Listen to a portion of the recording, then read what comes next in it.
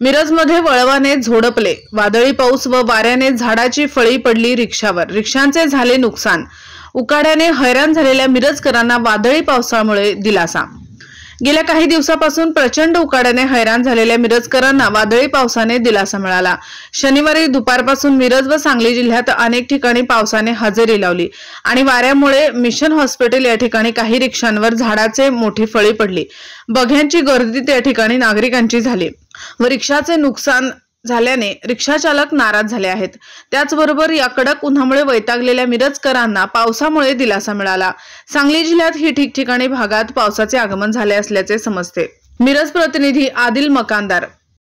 पावसाने पडलेले नुकसान झालेलं आहे आणि गाडी काढायला कोण आता इतकं सध्या तरी नाही आणि तुझेच आहे आणि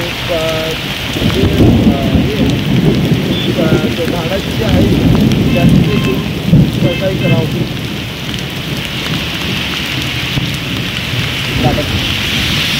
हॅलो गाडा